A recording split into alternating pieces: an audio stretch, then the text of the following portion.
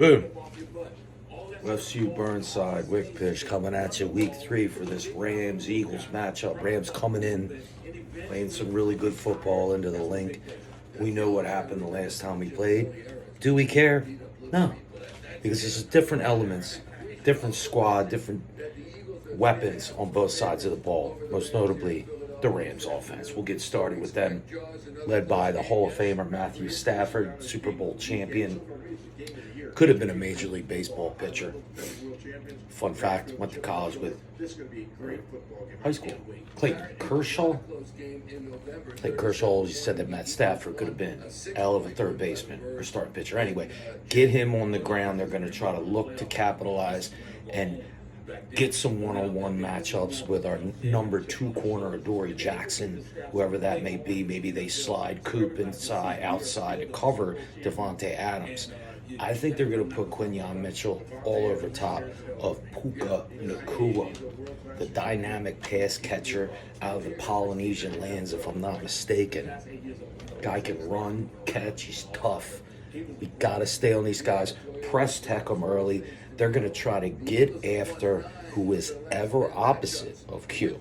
So Adoree Jackson's got to step it up if they end up making those decisions to step away from Quinyon Mitchell. We'll get more to Quinyon earlier. I got something on him. I need him to step up. Let's go to the Rams defense.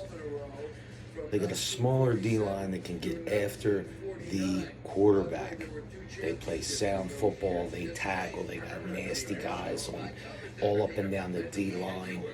Jared Verse, lock him down. They got a solid group of corners led by Robles Jr. To remind you, played for the Washington Commodores, if you will. He'll be key. He's going to want to shadow A.J. Brown. Very physical guy, can play well, but A.J. knows how to get open on those guys. More on A.J. in a minute, but the Rams defense is also going to look to pressure Jalen Hurts back to their speed rushing, nasty D-line led by Jared Verse out of Florida State with the rookie defensive year. Last year, played really well. And is a game record, so we got to make sure we settle down in this heat. It's going to be hot up there today and make some plays. Let's segue to the Birds' defense. And what we need to do early and often, which the Eagles have done a good job of, is tackle. Open field tackles. Don't make small runs into big ones. Don't have SIW, self-inflicted wounds. So you can't have that happen at any point during the game. Yeah, maybe early we could overcome it, but no sloppy tackling. You have to be sound, take good angles, know where the cavalry is, if you call it, your help, know if you're taking angle X, your guys coming in over top or underneath of you, and know how to push the runner towards that side and know where your help is. Also, I want to see them pressure what is the statue that is Matthew Stafford. Now, they pressured Mahomes last week at the second half, but early in the game, Mahomes was able to get out of a lot of pressure situations where the Eagles looked like they had good angles and he did the rights. Pat Mahomes is a lot better runner than Matt Stafford. In fact, if you compared the both, it's like comparing me running to a 90-year-old man, maybe, even with the broken toe. More on that in a minute. Let's get back to the Eagles' offense. I want to see Quad bust one early. Who's Quad? Why say Quadmus Barkley? I want to see him bust one early all the way to Newport. And make sure you're blocking sound. I've heard a lot from the Eagles O-linemen this week through the media that they feel as though there's a big chance that he could bust one because they feel like the big run is right there to be had. And you could always see that during a football game. Guys are getting up to look at each other going, hey, we needed that one more block upfield, whether it be John Dotson, Smitty, or maybe even Landon Dickerson, who's, obviously an upfield blocker. But let's talk about that run game. We're 300 across the line. You already know my man Mailata is pushing 350 bills. Svelte, Landon Dickerson, one of the best guards in football. Cam Jurgens comes in at 320, if I'm not mistaken. He's healthy, he's feeling good. The Nebraska kid is ready to roll. Tyler Steen having a good second season here in the NFL. We feel good about him on that right guard spot next to those future Hall of Famer and greatest right tackle of all time, Lane Johnson. Look for them to get after the D-line of the Rams. I want to see physicality. I want to see them punish this first guy. And that's my next point. I want them to target this guy. He's been smacking off at the mouth all day. I just saw from Johnny Clark that he's talking a little smack before the game, walking through the D-line, having a little discussions. It's not right. It's unprofessional. It's Bush League. I go right after his ass and lay him on the ground. That's Lane Johnson's first order of operations today, which we already know he's a technician. And also, to the other point, I want to see him target the second DB on that Rams offense. I want to see Jalen go after it, throw the ball to none other than the Reaper. A few times early in the game, let's get him rolling. Let's get that offense humming and churning. And we see what we can do against this Rams team who's hungry to come in here and upset us because they know what happened last year. We were a few plays away from losing that game. That's okay. We're going to be a few minutes from winning this game. This is an early podcast look, an early angle look on what this Eagles-Rams game is going to be. Injury report, the toe's coming along fine after dropping a 25-pound plate on it. It feels better. It doesn't matter. We got to play through it. It's injuries. You're either hurt or you're injured. You can play hurt.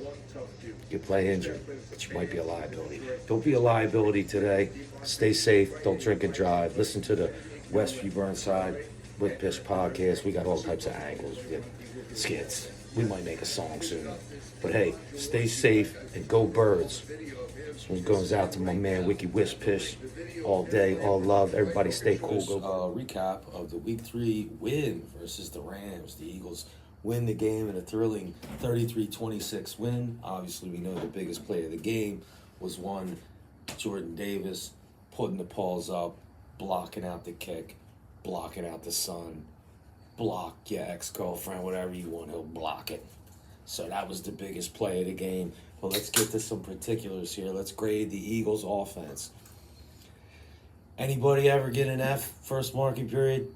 Second market period, you get the A. That's basically what they did. They went from an F to an A, in my opinion, on offense. They came out with not really an attacking plan. And you heard that from players after the game.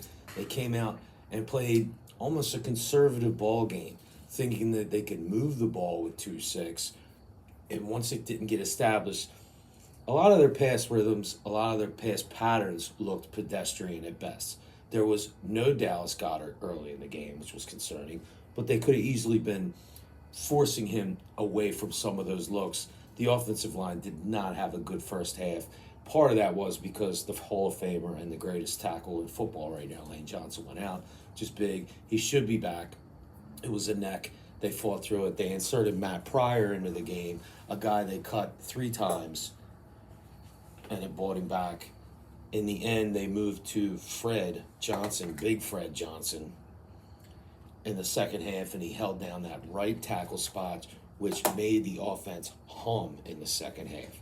You saw big catches from everybody, from Goddard to the Reaper to Batman, one known as A.J. Brown, which, in discussing this with Kirk earlier, I thought that was the biggest catch of the game. 3rd and 10.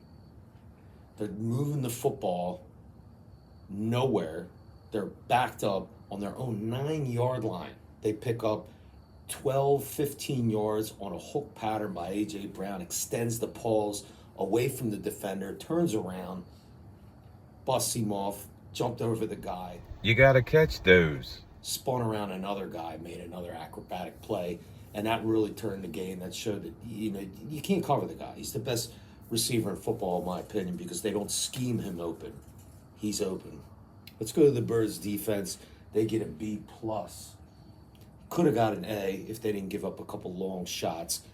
Vic wouldn't give them an A, so they're going to get a B plus.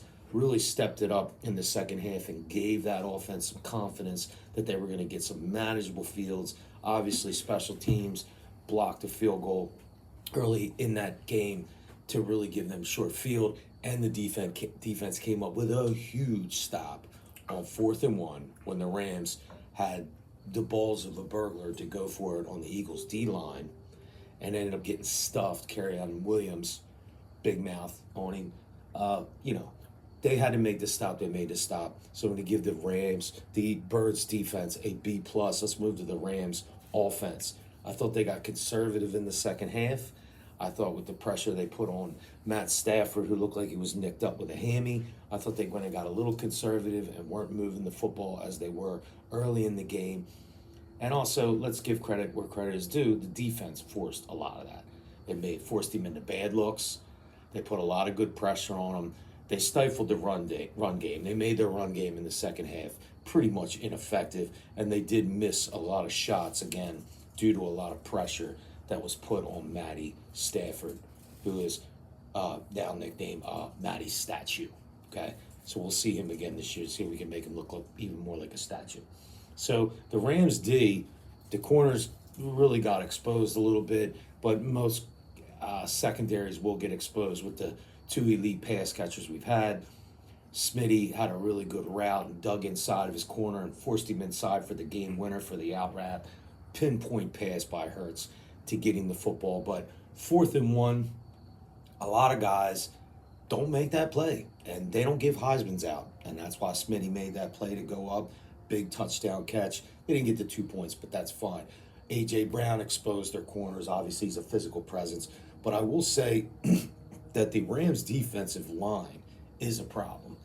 And, obviously Matt Pryor almost got Jalen killed a few times, which is why he wasn't in the game, caused a fumble, but they ended up setting it down. But with a couple more young talent, that Rams defensive line is going to continue to look good. I'm going to keep an eye on them for a possible playoff matchup. Whoever knows what's going to happen down the road. It's a big game win. And what the Eagles do is they don't lose the game by making bad plays and SIWs, self-inflicted wounds. They made sure that they continued to move the ball when they could. The general moved it, and they found a way to win a game that most teams lose. You don't come back from 19 points typically in this league, especially to a valid playoff team in the Los Angeles Rams. It was a tough spot, a big moment for the team. This is something that can catapult them. I think the offense changes here. We'll be going into week 4 versus the Tampa Bay Buccaneers. I think they can use this to springboard themselves into a big game. We'll have more on that later. Thanks for checking in. We do what we do. Go Birds.